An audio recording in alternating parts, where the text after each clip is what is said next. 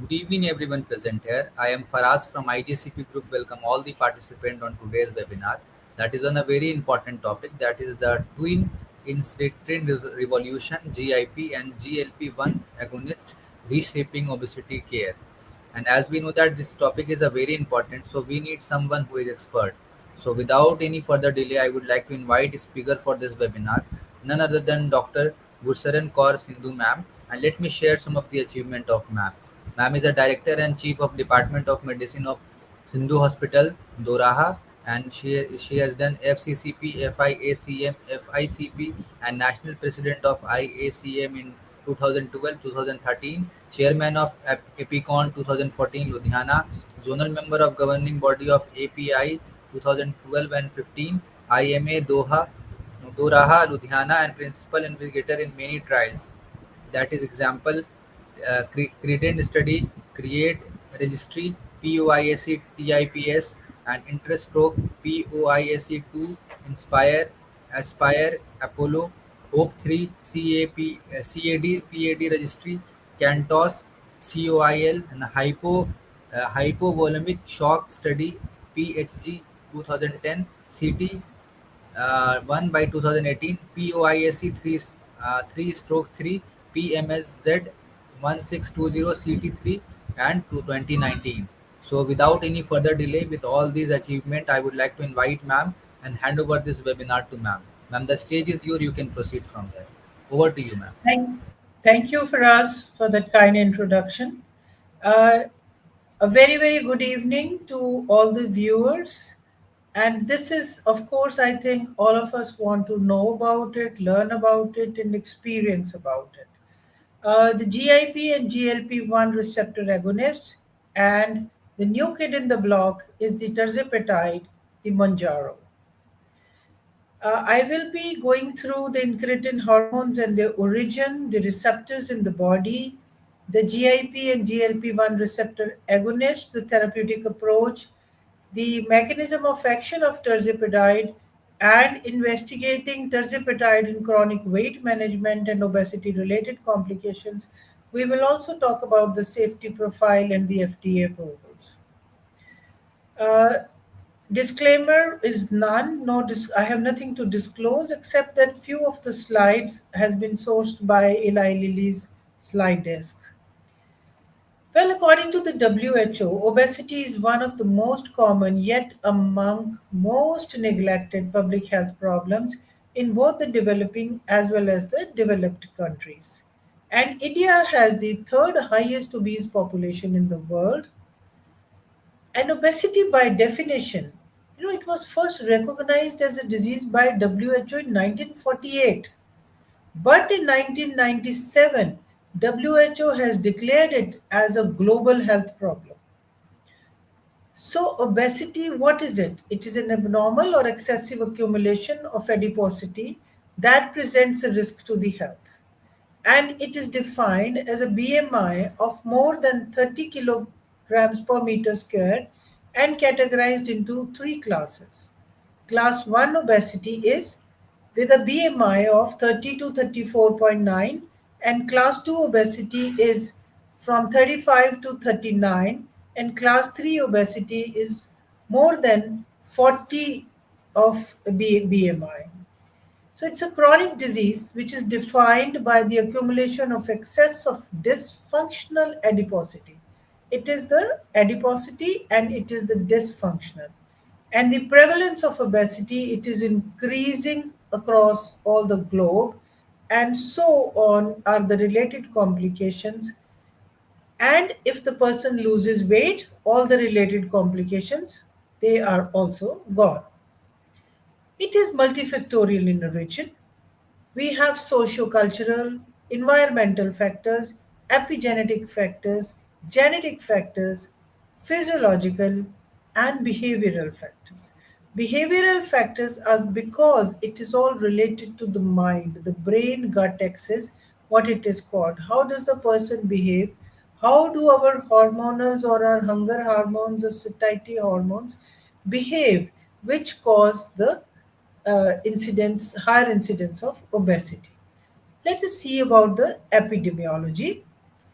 The prevalence is increasing all across the globe, and it is estimated that the global prevalence and number of people with obesity is going to rise. By 2020 it was 764 million, and by 2025 it is 892 million. But in another 5 years down the lane, by 2030 it is going to be 1025 millions of people. This is the graph, USA graph, where you see the magenta color, which is increasing in all the states. The one is from 2020, and that is the 2030 estimated prevalence. So let us see what is the scenario in India. We all say, we all believe, and it actually is that health is the greatest wealth. We say wealth is lost, nothing is lost, but health is lost, everything is lost. And as obesity emerges as a silent epidemic in India, it cuts across all the socioeconomic groups. No longer it is confined only to the affluent sections, but now it affects approximately 24% of women and 23% of men, which are driven by urbanization, sedentary lifestyle, and unhealthy diets. And the World Obesity Atlas 2023 warns that by 2030, over 163 million Indians would be obese and posing grave risk to health, social, and economic challenges. So, tackling obesity is not just a health necessity, but a step towards realizing the vision of Sarvashresht Bharat and a healthier, productive, Viksit Bharat at 2047. We know that obesity is a multisystemic disease, and it is associated with comorbidities in each of these systems, right from the neurological, the psychological, the cardiovascular, the genitourinary, the cardiac, the abdominal, the musculoskeletal. So let us see what all can it cause. Of course, all of us know about it. What can it cause to the neurological or psychological? It increases the incidence of stroke. It increases incidence of diabetes mellitus, diabetes retinopathy, diabetes neuropathy, even blindness, pseudotumor cerebri, dementia, depression, anxiety, eating disorders, migraine, and patient feel stigmatized from the society. The cardiovascular comorbidities are hypertension, heart diseases, CAD is coronary artery disease, PAD peripheral arterial disease, atrial fibrillation. And we know that the lone atrial fibrillators, non valvular atrial fibrillators, hypertension, and obesity is the number one cause of producing atrial fibrillations. Heart attacks, congestive cardiac failure, high cholesterol, poor circulation, venous stasis in the leg, and ankle swelling, and thromboembolism, and blood clots, even in the veins. So, genitourinary, especially in women, the comorbidities are the reduced fertility, which is both in men and women. These days, you have heard all the gynecologists, they are always bothered more about PCOS. All the young girls, so many of them are suffering from PCOS, urinary stress incontinence, irregular menstrual cycles, pregnancy complications. And men also experience reduced fertility, prostatic enlargement, hypogonadism, and erectile dysfunction. And in the lungs comorbidities, obstructive sleep apnea is the most notorious, which is caused by obesity, and that is the one as soon as the obesity or weight loss occurs, this is the one which actually improves dramatically. No longer the patient will snore, no longer the patient will keep sleeping during the daytime and be non attentive once the patient receives the weight loss. Asthma, pulmonary hypertension, restrictive lung diseases, and respiratory failure. Kidney comorbidities are the proteinuria, nephrolithiasis, and CKD. And in the GI, the gallbladder disease, the GE reflex, the cholelithiasis, and the one and the topmost, most important, the steatohepatitis ranging from NASH to MASH, non-alcoholic steatohepatitis, to these days we have changed this name to MASH. This is metabolic associated steatohepatitis. Everything gets, well, not the gallbladder stones, they probably will still remain there even if you lose weight, because stones are not because of the weight, it is otherwise that the mash and the GE reflex, but whatever is being caused by obesity will come back to normal once you are a non-obese. The musculoskeletal, the osteoarthritis, incidence of gout, the lower back pain, and the vertebral disc problems. And a substantial portion of adults, they try to lose weight. And once you lose weight for a short term, and when you come back to the normal living same lifestyle, you regain it over so quickly actually. So weight loss in the short term, 40% lost, 5% of it comes back, and if the 20% of it lost, 10% comes back in a year, but within 2 years and within 5 years, 80% of the lost weight is actually regained, and it's like a ping pong ball. The regain is even much more than what you have lost. Well, this is the etiology, and it is absolutely, self-explained. Our food habits. Not only it is the carbohydrates, what do we eat, how much we overeat, how much is the portion, what time we eat, and what is our lifestyle. Every little things matter. Every little thing matters. Once we are eating, we don't even consider, how you eat, how long you take to eat, which food you take with what other food. Everything makes a difference. So, GLP-1 and GIP receptor co-agonists. What is GIP and what is GLP-1? So, GIP is glucose dependent insulinotropic polypeptide. It's a hormone that binds to the receptors, which are called the GIPR, and a G protein coupled receptor, which is found on the pancreatic beta cells, on the adipocytes, and the bone cells. Upon binding the GIP receptor, it signals the pancreas to produce more insulin, to promote the fat deposition at the proper places, and to influence the bone remodeling. The GIP and GIPR system, along with the GLP-1 and GLP-1 receptor system, GLP is glucagon like peptides, and GLP-1R is glucagon like peptides 1 receptor system. They are crucial for metabolic health and dual agonistic therapies targeting both the receptors. Tirzepatide targets both the receptors. That's why it shows superior effects in managing the diabetes as well as obesity. Let's see, what is very important is the gut pancreas axis. Whenever we are eating, the bolus or the food or the nutrient load, when it goes from the stomach to the duodenum, so from the duodenum, the K cells, they secrete the GIP, which goes and attached to the receptors in the pancreas. And when this food passes into the duodenum through the L cells, the GLP-1 uh, hormones, they are released and they go and get attached to the GLP-1 receptors. So nutrient load stimulates the release of, these are called incretin hormones.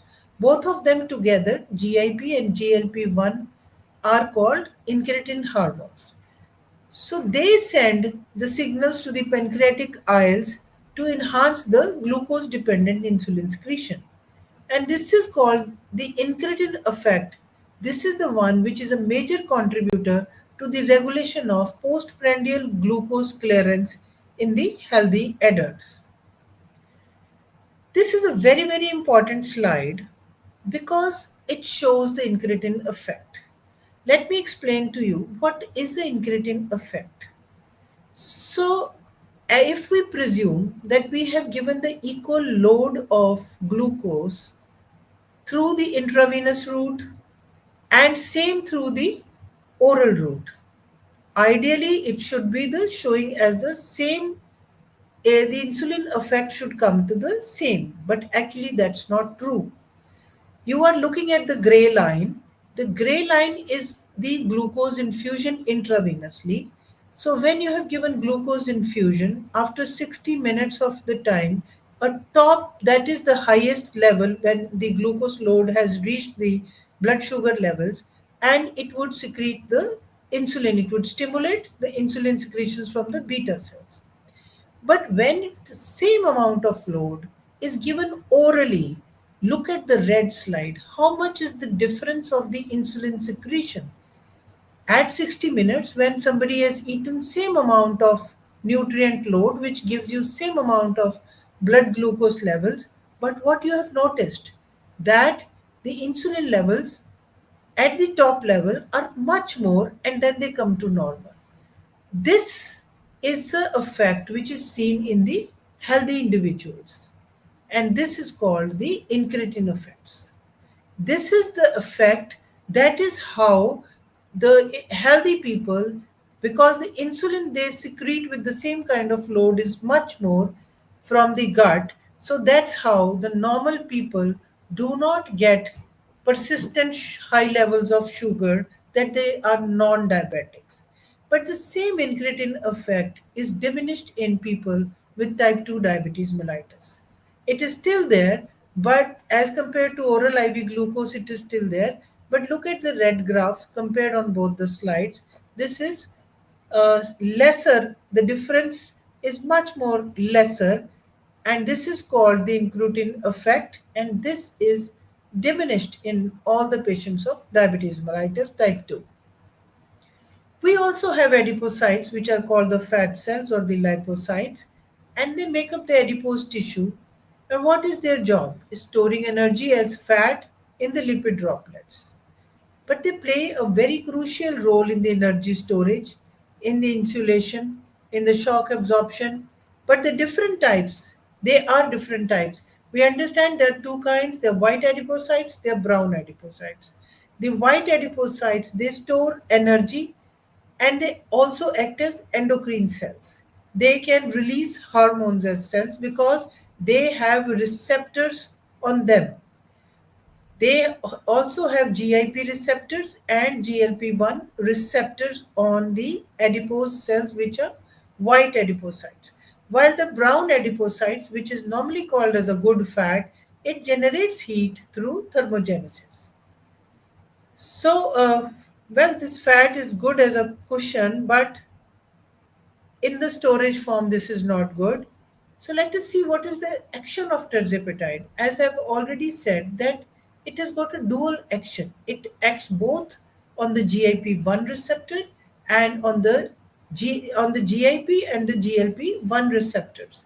So this has dual action as compared to other GIP or GLP agonists. So, what does it do to the brain? Because there are GIP and GLP-1 receptors in the brain also, this acts on the gut brain axis. Now, our brain starts to know how much appetite is there. The satiety is much more faster. The food intake is much more lesser. It actually regulates and it sets your kind of a body set to your neutral level. The one which was running to eat, and do nothing is getting to the neutral level, that your appetite is much less, your satiety comes much more quickly, and your requirement of food is markedly less. What does it do to the liver? It decreases the fat content. It will push the It will stop the gluconeogenesis from the liver, and from the liver, the fat comes into the circulation, and from there, it actually decreases, or it no longer get pushes into the circulation. So into the stomach, the gastric emptying decreases. The systemic action is the insulin sensitivity also increases. It affects the pancreas, it affects the liver, the stomach, and also it affects the muscles. That is how, from the musculoskeletal system, the insulin sensitivity increases. Tirzepatide is a single molecule that activates both GIPR and GLP-1 receptors. The potency at the GIPR receptor is similar to that of the native GIP, while the potency at the GLP-1R receptor is weaker than that of the native GLP-1 receptor. Let me show you the molecular structure and the properties of the tirzepatide. It's a long-acting GIP and GLP-1 receptor agonist. What makes it a longer action? Because of the amino acid sequence and the albumin binding. So that the mean half-life is approximately 5 days. So that is what enables us to use the molecule once a week. And if the patient has renal failure or hepatic involvement, it really doesn't matter, because the drug dosages or it really do not change with the changes. So what are the weight effects of tirzepatide in the phase 2b study? This phase 2b study of once weekly tirzepatide was compared with dulaglutide once a week and placebo in patients with type 2 diabetes mellitus. So it compared tirzepatide 1 milligram, 5 milligram, 10 or 15 milligram, and dulaglutide 1.5 milligram in inadequately controlled diabetes mellitus patients.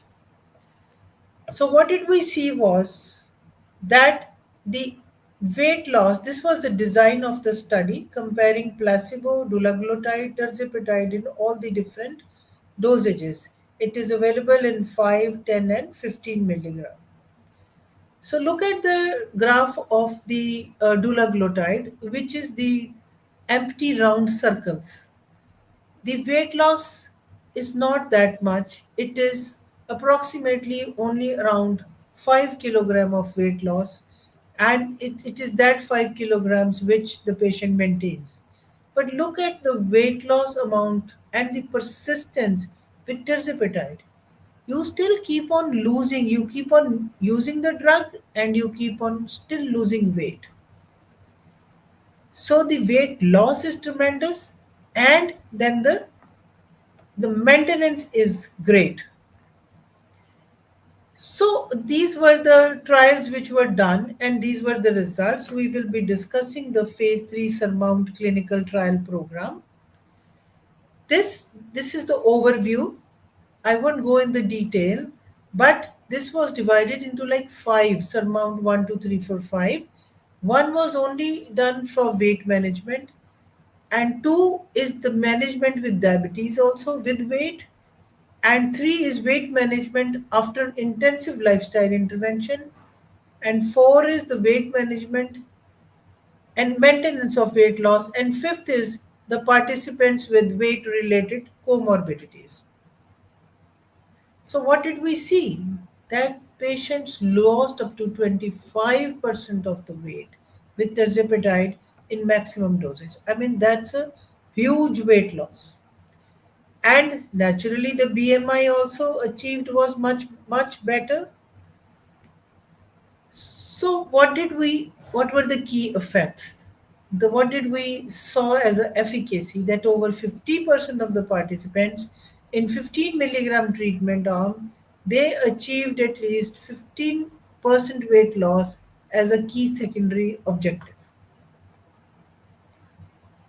So this was the weight loss, it's around more than 25.8%, and they persistently kept on losing and maintaining.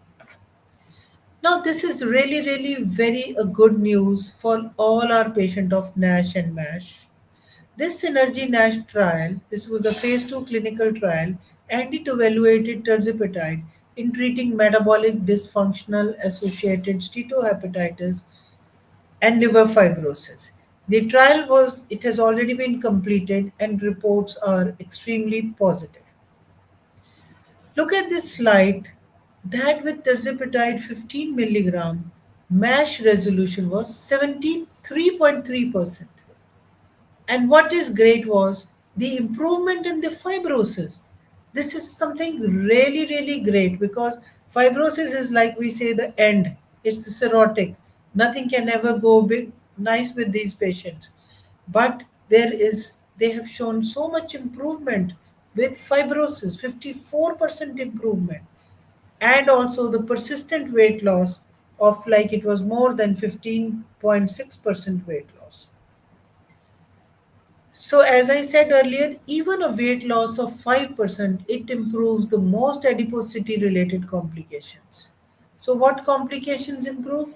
Diabetes type 2, hypertension, obstructive sleep apnea, osteoarthritis, dyslipidemias, metabolic syndromes, and metabolic associated steatohepatitis, the liver diseases, that also they reduced, inflammation reduced, and fibrosis also, at least from one grade it came down from F3 to F2 or F2 to F1.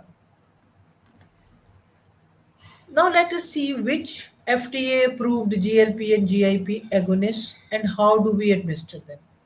Well, we have semaglutide, the Ozempic.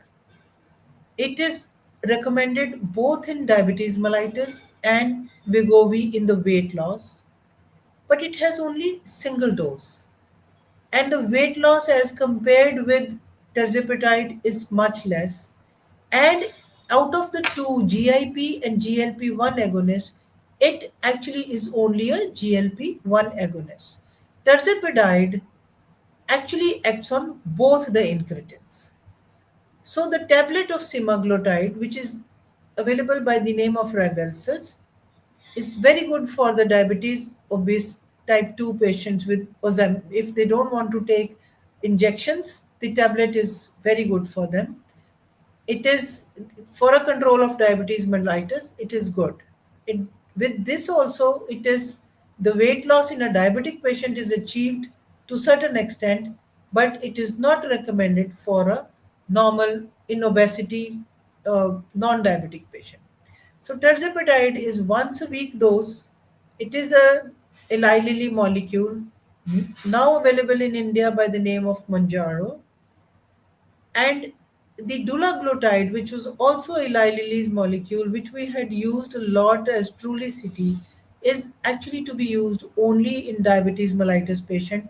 As I showed you the slide, that the weight loss with that is there, but it is compared to tirzepatide, it is not that much.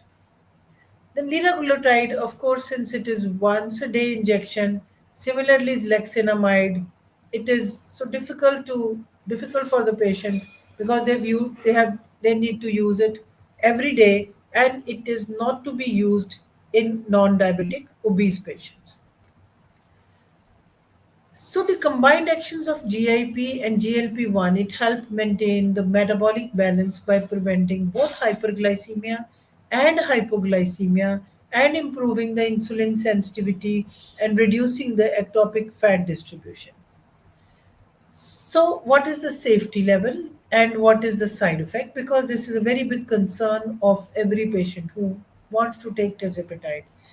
The common side effects are mostly for the first week, like nausea, vomiting, maybe diarrhea, sometimes the injection site reactions, which are very, very rare because it's a painless needle and it is as we use with insulin, similarly, we need to use it subcutaneously only. The risk of hypoglycemia, there is no risk of hypoglycemia.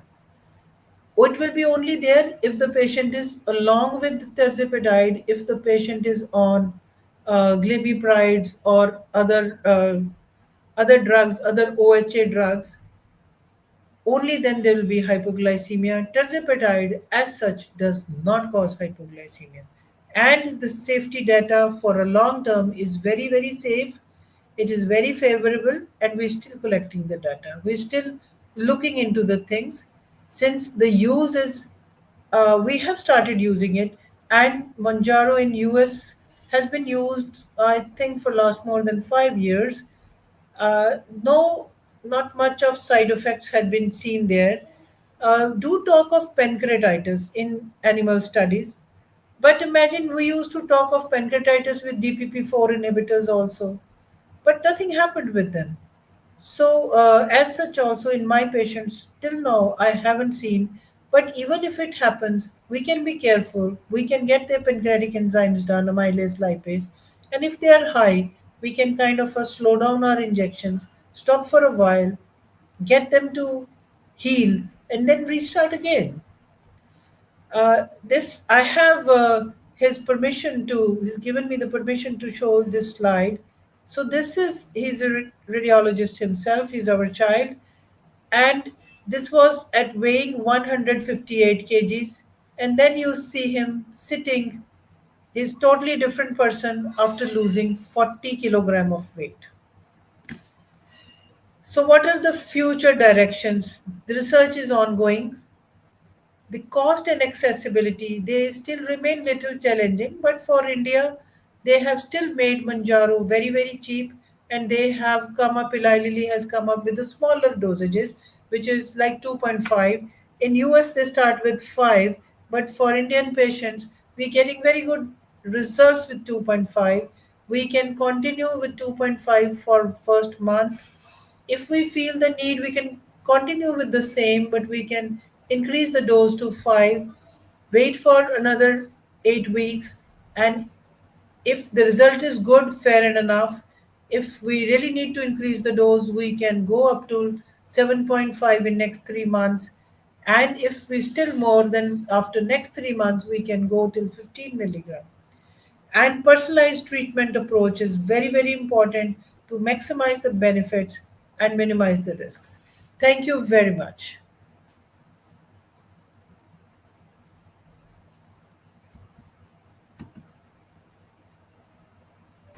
Thank you so much, ma'am, for taking out your important time and sharing your knowledge on. I'll be ready to Yes, answer ma'am. any Can you hear me? questions. I'll be ready to answer any questions.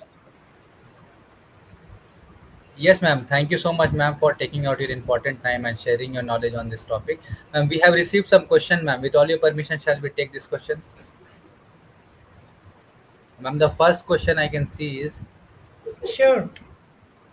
it is related to, ma'am, clinical evidence, ma'am. What do the landmark surmount and surpass trials tell us about efficacy in terazepatide in obesity, ma'am, and type 2 diabetes compared to established GLP-1 agonist? Can you please share some of the point on that? I showed you all the slides, and I showed you it. For the paucity of time, I did not go into each of the trials there, but I showed you the results. This amount one, two, three, four, five trials, and the one done, this energy trial done for NASH patients, and all of them have shown such good results on this.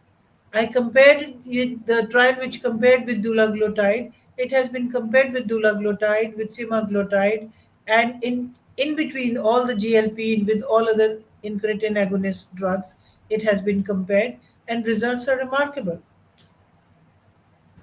Thank you so much, ma'am, for answering this question.